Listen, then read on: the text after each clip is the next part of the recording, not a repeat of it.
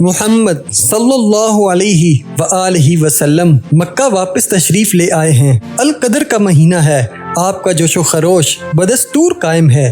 موسم حج کی دعوتیں جاری ہیں۔ مکے میں ہر طرف چہل پہل ہے، بازاروں میں لباسوں کی رنگا رنگی دکھائی دے رہی ہے۔ حضرت ابراہیم اور حضرت اسماعیل علیہ السلام کی یادگار منانے کے واسطے ہر قسم کے لوگ دور و نزدیک سے آ کر جمع ہوتے ہیں۔ ان میں یہودی بھی ہیں، بت پرست بھی اور عیسائی بھی۔ حاجیوں کے ساتھ بہت سے تاجر، شاعر، مغنی، عورتوں اور مردوں کے طائفے بھی آ گئے ہیں، جن میں وہ زنان بازاری بھی شامل ہیں جو روح پہلی دیناروں کے عوض اپنا جسم فروخت کرتی ہیں۔ یہ ایک ملی جلی آبادی ہے جس کے کان ہر چیز سننے کے شیدائی ہیں۔ ہر طرح کے نیم حکیم سادھو، شعبدہ باز اور فقیر فقراء اپنے اپنے طور پر پیسہ کما رہے ہیں۔ کسی غیر معروف دین کی تبلیغ کے واسطے بھی نقصان کا کوئی اندیشہ نہیں اور فائدے کا بہرحال امکان ہے۔ اس لیے پیغمبر صلی اللہ علیہ وآلہ وسلم اس موقع سے پورا فائدہ اٹھاتے ہیں۔ سڑکوں، گزرگاہوں، بازاروں، غرض یہ کہ ہر جگہ آپ گھومتے پھرتے، مجمع کو اکٹھا کرتے اور بآواز بلند کعبہ کے مصنوعی خداؤں کے خلاف آواز بلند کرتے ہیں۔ آپ عرب کے مختلف قبائل کو مخاطب کر کے فرماتے ہیں، معزز گھرانوں کے فرزندوں، میں خدا تعالیٰ کا رسول ہوں۔ وہ حکم دیتا ہے کہ میرے سوا کسی کی عبادت نہ کرو اور ہر اس ہستی کو جسے تم اس کے ساتھ شریک عبادت کرتے ہو دل سے نکال ڈالو۔ میرے اوپر جو وحی آتی ہے اس پر ایمان لاؤ اور اسے خدا تعالیٰ کا سچا کلام سمجھو۔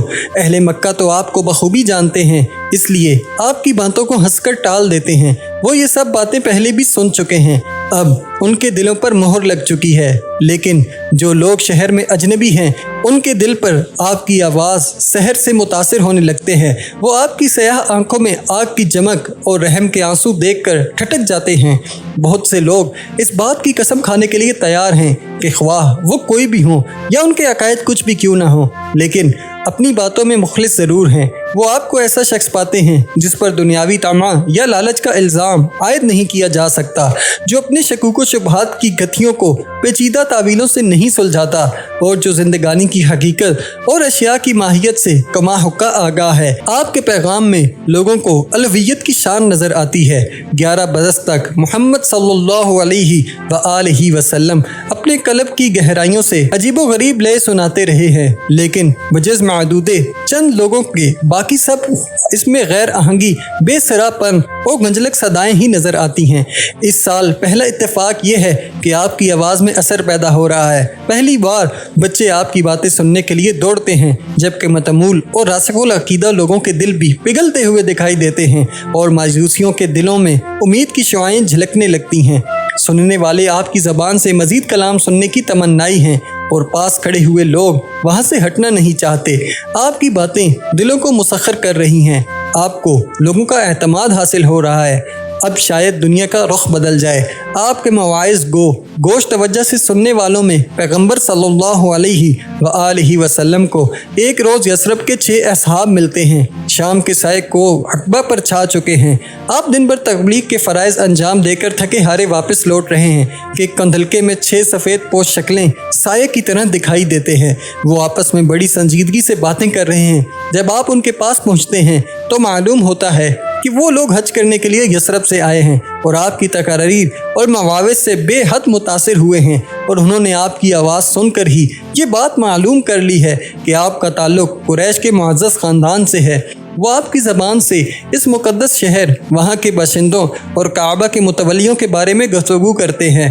آپ ان سب امور سے بخوبی واقف ہیں اور وہ بھی اپنے دل میں یہ بات بخوبی سمجھ چکے ہیں کہ آپ کسی نمایاں حیثیت کے حامل ہیں۔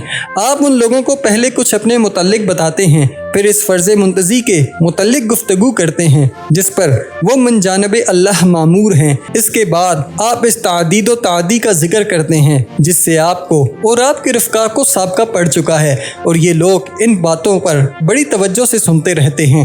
پیغمبر صلی اللہ علیہ وآلہ وسلم کو اندازہ ہو جاتا ہے کہ آپ کے الفاظ ان نوجوان لوگ کے دلوں پر پوری طرح اثر پذیر ہوئے ہیں، اس لیے آپ کچھ دیر اور ٹھہرتے اور انہیں قرآن کی آیات سناتے ہیں۔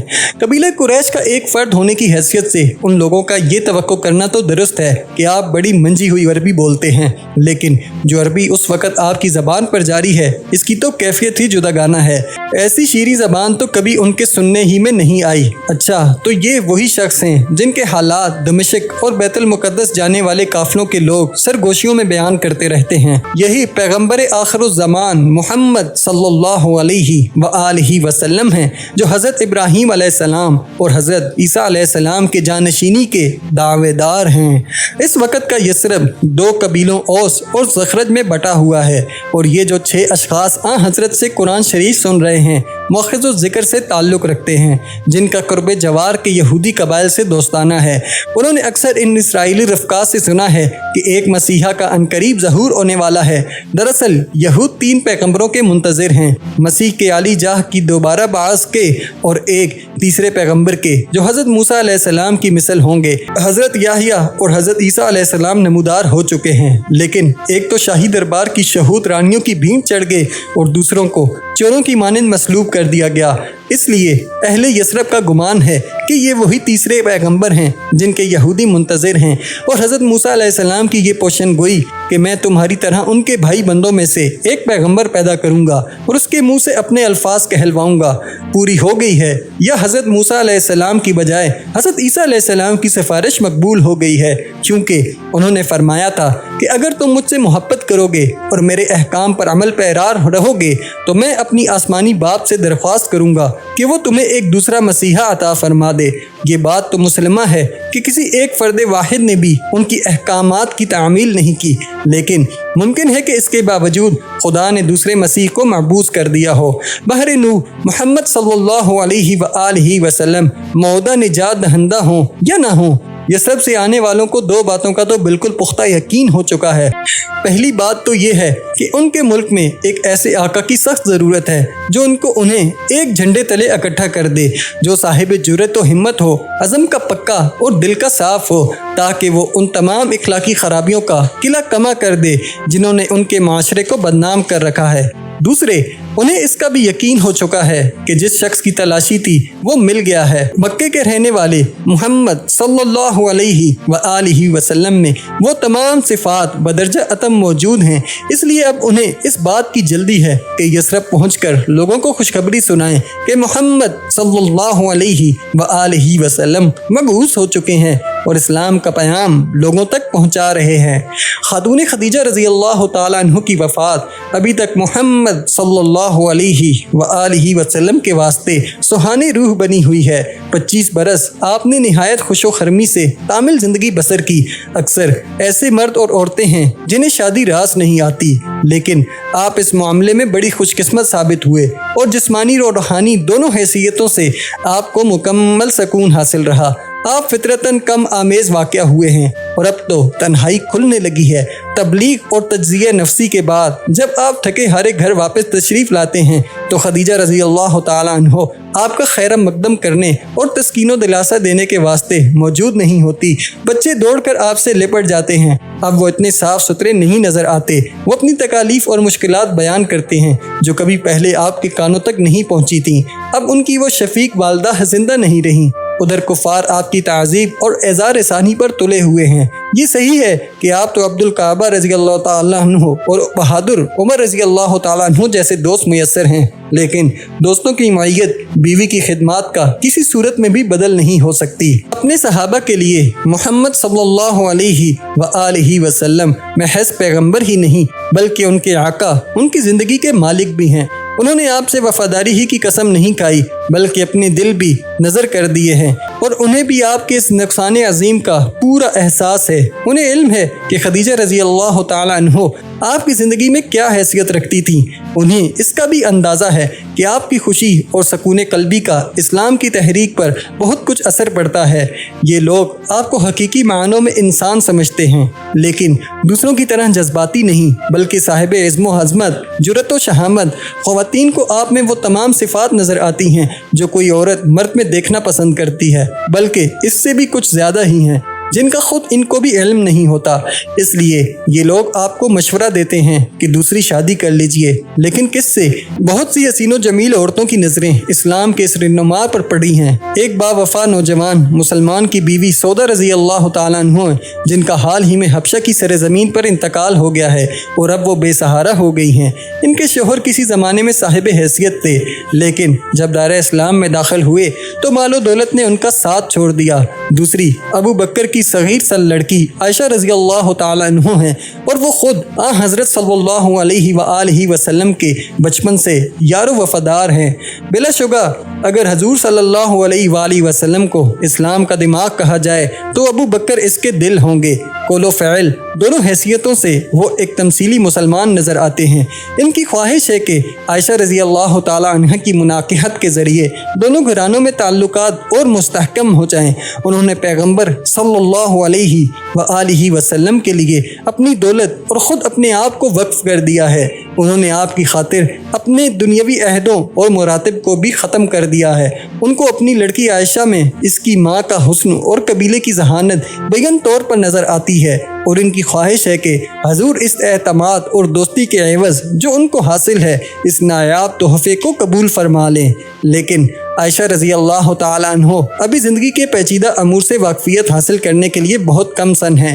ان کی عمر اس وقت 10 برس کی ہے اور انہیں عائلی زندگی میں داخل ہونے کے لیے مزید 5 برس درکار ہوں گے، لیکن ابو بکر کے اصرار ہے کہ شادی ابھی ہو جائے۔ چنانچہ پیغمبر اسلام محمد صلی اللہ علیہ وآلہ وسلم اور عائشہ رضی اللہ تعالیٰ عنہ کی رسم نکاح ادا ہو جاتی ہے، جس پر مسلمانوں کو بڑی خوشی ہے۔ اب اس رشتہ داری کے نتیجے میں ان کو ایک اور نمایاں حیثیت حاصل ہو جاتی ہے اور لوگ انہیں ابو بکر یعنی اونٹ کا بچہ کے لقب سے یاد کرنے لگتے ہیں۔ عائشہ رضی اللہ تعالیٰ عنہ کو ابھی چند سال تک ہم برائے نام ہی آپ کی زوجہ کہہ سکتے ہیں، لیکن سودا رضی اللہ تعالیٰ عنہ کا مسئلہ حل ہو چکا ہے اور مسلمان خوش ہیں کہ آپ نے ان سے شادی کر لی ہے۔ جس گھر میں وہ بیاہ کر آئی ہیں اس کے متعلق یہ نہیں کہا جا سکتا کہ وہاں ہر قسم کی آرائش کے سامان موجود ہیں۔ آج بھی حالت یہ ہے کہ قریش کی ایذا رسانی کے باعث آپ ایک جگہ سے دوسری جگہ منتقل ہوتے رہتے ہیں، لیکن وہ جو چال بھی آپ کے خلاف چلتے ہیں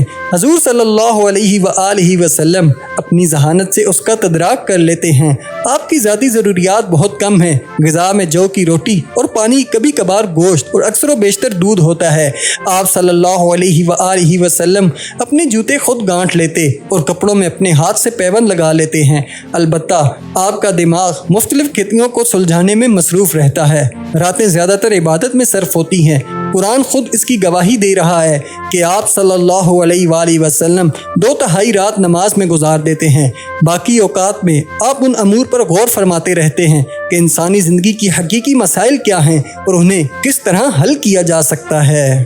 اس دوران میں آپ کو ایک عجیب و غریب واقعہ پیش آتا ہے۔ ایک شب آپ کوہ صفا اور مروہ کی درمیانی وادی میں جو مکہ سے ملحق واقعہ ہے آرام پذیر ہیں کہ یکاجک جبرائیل امین آپ کو بیدار کرتے ہیں۔ ان کے ہمراہ ایک سیاہی مائل سفید راہوار ہے جس پر وہ آپ کو سوار ہونے کی ہدایت کرتے ہیں۔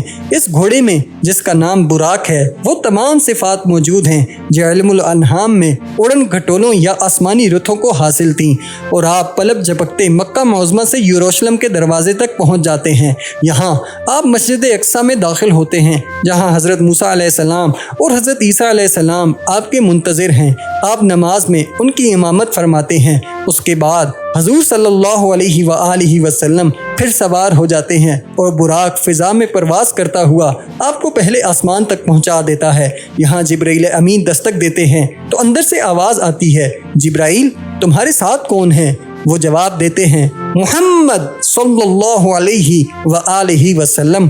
پھر دریافت ہوتا ہے، کیا انہیں اجازت نامہ مل چکا ہے؟ ہاں، ان کو اجازت ہے۔ تب میں آپ کو خیر مقدم کرتا ہوں۔ اس کے بعد دروازہ یکا یک کھل جاتا ہے۔ سب سے پہلے آپ کو جو انسان نظر آتا ہے ان سے حضرت جبرائیل علیہ السلام یہ کہہ کر تعارف کرواتے ہیں کہ یہ آپ کے ابو الآدم علیہ السلام ہیں۔ حضرت آدم علیہ السلام فرماتے ہیں کہ دنیا میں آپ صلی اللہ علیہ وآلہ وسلم نے جو کارنامہ سر انجام دیا ہے اس سے تمام آسمانی مخلوق بہت خوش ہیں۔ آپ میری تمام اولاد میں افضل ترین فرزند اور پیغمبروں میں اشرف الدنیا ہیں۔ इसी तरह मोहम्मद सल्लल्लाहु अलैहि व आलिहि वसल्लम सातवें आसमानों की सैर करते और मुख्तलिफ अंबियाए सलफ मसलन हज़रत मूसा अलैहिस्सलाम, हज़रत इब्राहीम, हज़रत मसीह वगैरह हमसे दादे तहसीन वसूल करते एक बड़ी आली शान और वसी मस्जिद तक पहुँच जाते हैं जो सुर्ख मोंगे से तामीर हुई है और जहाँ 70,000 फरिश्ते दिन रात इबादत इलाही में मसरूफ़ रहते हैं। यहाँ से आगे बढ़कर आप नूर के एक बेपायां समंदर को अबूर फरमाते हैं और बिल आखिर खुदाए कदूस के सामने बिल मुशाफा हाजिर होते हैं। उस वक़्त आपके कल्ब की ये कैफियत है कि उसके शक हो जाने का अंदेशा पैदा हो गया है। बारगाहे खुदावंदी से हुक्म होता है कि आप दिन रात में 50 नमाजें अदा किया करें और बनी नू इंसान को भी यही हुक्म है। लेकिन वापसी पर आपकी मुलाकात हज़रत मूसा अलैहिस्सलाम से होती है और वो फरमाते हैं कि आप बारी ताला के हजूर में अर्ज़ करें कि ये तादाद बहुत ज़्यादा है और इंसान इतनी इबादत का मुतहम्मिल न हो सकेगा, उसे कम कराइए। मोहम्मद सल्लल्लाहु अलैहि व आलिहि वसल्लम वापस जाते हैं और 40 नमाजें फ़र्ज़ करा लेते हैं। हज़रत मूसा अलैहिस्सलाम फिर वही बात करते हैं और आपको लौटा देते हैं। उसी तरह 2-3 चक्कर होते हैं और बिल आखिर 5 वक़्त की नमाज फ़र्ज़ हो जाती है। मेराज का वाक़या मुसलमानों के दरमियान माबिउन नज़ाअ बन जाता है। जो ज़्यादा अकीदतमंद हैं उनको इसमें बहुत से हक़ाइक़ पिन्हान नज़र आते हैं। बिलखसूस इस सफ़र में 5 वक्ता नमाज का फ़र्ज़ होना बड़ी अहमियत का हामिल है। चंद लोगों का ख्याल है कि मेराज जिस्मानी थी और आप बनफ्से नफीस आसमानों पर तशरीफ़ ले गए थे और बाज़ उसे ख्वाब का दर्जा देने पर भी तैयार नहीं। हजूर सल्लल्लाहु अलैहि व आलिहि वसल्लम के दुश्मनों को गंदा दहनी और आपको बदनाम करने का अच्छा मौका हाथ आ गया है। वो मुसलमानों से कहते हैं, तुम देखते हो कि वो खुदा से मुलाकात कर आए हैं, अब तुम लोग उनकी नज़रों में क्या हैसियत रखते हो, तुमसे तो अब वो बात भी न करेंगे। दूसरा कहता है, मुझे तो उनका ये घोड़ा पसंद आया है, अगर मुझे मिल जाए तो सुबह का नाश्ता यहाँ करूँ, दोपहर का खाना मुश्तरी में जाकर खाऊं और रात का जोज़ा में। तीसरा मसखर यूं मजाक उड़ाता है, मैं तो आसमानों पर जाना हरगिज़ पसंद न करूँगा। ज़रा ख्याल तो करो, 70,000 फरिश्तों की आवाज़ें दिन रात हंसते रहने से कान के पर्दे न फट जाएंगे।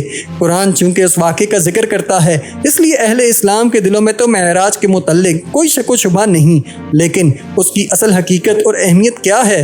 मुसलमानों को पहली मर्तबा एक ऐसे बयान से वास्ता पड़ता है जो माबिउल नज़ाअ बन गया है। खुद पैगम्बर सल्लल्लाहु अलैहि व आलिहि वसल्लम ने इसकी कोई तशरीह नहीं की है, न उसे कोई ज़्यादा अहमियत देते हैं, लेकिन आपके सहाबा में उसकी नौयत पर सख्त इख्तलाफ है। अक्ल जज्बात से और जज्बात अकल से दस्तो गरेबां हैं। ऐसा मालूम होता है गोया इस्लाम को एक धचका सा लगा है और ये अजीब ख्वाह चंद हफ्तों के अंदर वो सब कुछ कर दिखाता है जो कुरैश की 13 साला जिद्दोजहद भी नहीं कर पाती। लेकिन अबू बकर रज़ी अल्लाह ताला अन्हो इसकी हमायत में खड़े हो जाते हैं और मुनाकशा फ़ौरन ही ख़त्म हो जाता है।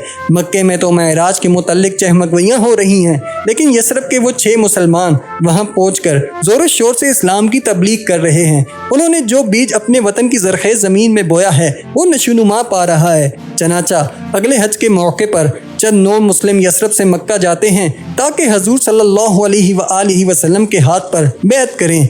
इस मरतबा भी वक़बा ही में मिलते हैं जहाँ 1 साल कबल पहले 6 यसरबी दायरा इस्लाम में दाखिल हुए थे, लेकिन इस मरतबा उनकी तादाद पहले के मुकाबले में बहुत ज़्यादा है। वो हजूर से वादा करते हैं कि अपनी इबादत में अल्लाह के सिवा किसी को माबूद शरीक न करेंगे, न चोरी करेंगे, न बदकारी, न ज़िना के करीब भटकेंगे। उसके अलावा बदगोई से भी ताइब होने और औलाद को हलाक न करने का भी वादा करते हैं। यह भी कौल देते हैं कि आंदत हजूर सल्लल्लाहु अलैहि व आलिहि वसल्लम की हिदायत पर कारबंद रहेंगे और इस्लाम से कभी मुनहरिफ न होंगे।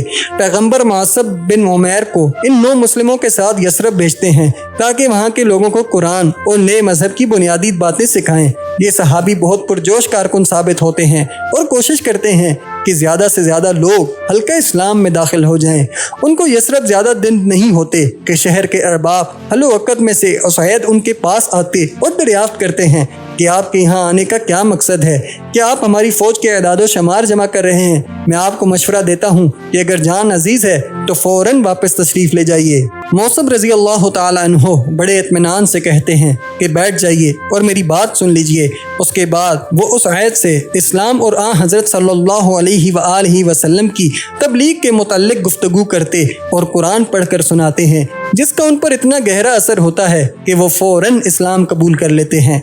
अब 1 से 2 मुबल्लिग हो जाते हैं और इनकी मुतफ़क्का कोशिश ये है कि कबीला औस के सरदार साद बिन मुआज़ को किसी तरह अहले इस्लाम के ज़मरे में शामिल कर लिया जाए। चनाचा मौसब रज़ी अल्लाह ताला अन्हो इनके नाम एक तरकीब आमेज़ ख़त इस मज़मून का लिखते हैं, जनाबे वाला जो बात मैं आपको लिख रहा हूँ वो अगर आपके दिल को लगती है तो उसको कबूल फरमा लीजिए और अगर नापसंद हो तो फ़ौरन मुझे टोक दीजिए। मौसब रज़ी अल्लाह ताला अन्हो को इल्म है कि साद रज़ी अल्लाह ताला अन्हो एक शरीफुल नफ़ मुनसिफ मिजाज शख्स हैं और मुआशरे में जो खराबियाँ पैदा हो गई हैं उससे सख्त बेजार हैं। इसलिए वो कुरान से ऐसी इबारतें छांटते हैं जो असरअंदाज हो सकें और उन्हें इस्लाम की तरफ राग़िब कर दें। चनाचा तवक्को के बावजूद वो फ़ौरन ही ईमान ले आते हैं। सिर्फ इतना ही नहीं बल्कि उस ज़माने के मुसलमानों की तरह उन्होंने भी तबलीग का काम शुरू कर दिया है और अब हालत ये हो गई है कि जिस तरह उनको तरगीब दी गई थी इसी तरह वो दूसरों को नए मज़हब की दावत देते फिरते हैं। खुद इस्लाम लाने के बाद वो कबीले के जरगे में इस सवाल को छेड़ते हैं और ये बताते हैं कि वो किस तरह मुख्तलिफ शक व शुबहात में मुब्तला थे, लेकिन इस्लाम की तालीम ने इन सबको किस तरह रफ़ा कर दिया। फिर कुरान के मुतल्लिक फरमाते हैं कि वो कितनी अजीब व गरीब किताब है। वो मक्के का मुअल्लिफ मौसब रज़ी अल्लाह ताला अन्हो से अपनी बहस का भी तज़किरा करते हैं, जिन्होंने उनके हर एतराज़ का मक़ूल मस्कत जवाब देकर साबित कर दिया कि इस्लाम में हर दुश्वारी का हल मौजूद है। पैगम्बर हज़रत मोहम्मद सल्लल्लाहु अलैहि वसल्लम के मुताल्लिक वो लोगों को बताते हैं कि इनमें फ़ख्र व गरूर का शैबा तक नहीं, न वो किसी क़यादत के ख्वाह हैं, बल्कि उन्होंने तो इस मजहबी फरीज़े की अदायगी के मुकाबले में बादशाहत की पेशकश को भी ठुकरा दिया। उनको ना कोई खौफ इससे बाज रख सकता है, न लालच, किसी किस्म की कोई तहरीस इनके कदम को डगमगा नहीं सकी। इसके बाद वो लोगों को ये भी बताते हैं कि मौजूदा सियासी और माशरती जमूद से निकलने के लिए उन्हें इस वक्त मुस्लिमा काबिलियत के इंसान की सख्त ज़रूरत है और इस मकसद के वास्ते मोहम्मद सल्लल्लाहु अलैहि वसल्लम से बेहतर रहनुमा मिलना नामुमकिन है। वो बड़े ज़ोरदार अल्फाज में कहते हैं कि अब वक्त आ गया है कि हमको निजात के तरीक़ों पर गौर करना चाहिए। हज़रत मूसा अलैहिस्सलाम से हज़रत ईसा अलैहिस्सलाम तक हर पैगंबर ने एक नबी के आने की बिशारत दी है जो तमाम भटके हुए गुमराह इंसानों को अपने गिरद जमा कर लेंगे। भाइयों और बुजुर्गों, मैं मोहम्मद सल्लल्लाहु अलैहि वसल्लम की ज़ात में इन सफ़ात हमीदा और अलामतों को देख रहा हूँ जिनकी तमाम अंबियाए साबिक़ा ने खबर दी है। अब हमारा एक ही फ़र्ज़ रह जाता है कि बढ़कर उनका दामन थाम ले और ना सिर्फ ये कि खुद मुसलमान हो जाएं, बल्कि उनको यहाँ आने की दावत दें और उन्हें अपना रहबर और रहनुमा बना लें। साद रज़ी अल्लाह ताला अन्हो के इस जोश और वलवले का दूसरों पर फौरी असर होता है। उनकी तकरीर से लोगों में नई उमंदें जन्म लेने लगती हैं। नया मजहब यसरब में सैलाब की तरह बढ़ने लगता है। यहूदी, ईसाई, बुत परस्त, साबी, मजूसी, आमिल, आलिम, नौजवान, बच्चे, बूढ़े और अमीर व गरीब सब भी उसके धारे के साथ बहने लगते हैं। यूं समझिए जैसे आंधी के साथ आग के शोले हों और वो आनन फानन सारे शहर को अपनी लपेट में ले लें। इस्लाम की वो शमा जो आज से 14 साल कबल एक तारीख रात में गारे हिरा के अंदर रोशन हुई थी, अब अहले यसरब के नाजुक दिलों में शोला भड़का रही है। इस लोग को जब अहले मक्का शुमाल से भड़कते हुए देखते हैं तो उन्हें एहसास होता है कि इस्लाम के मुकाबले में उनकी तमाम कोशिशें नाकामयाब हो गई हैं। लेकिन अब सब कुछ बाद-अज़ वक्त है, क्योंकि इस शम्मा ने दुनिया में एक आग भड़का दी है। आग भड़का दी है। आग भड़का दी है।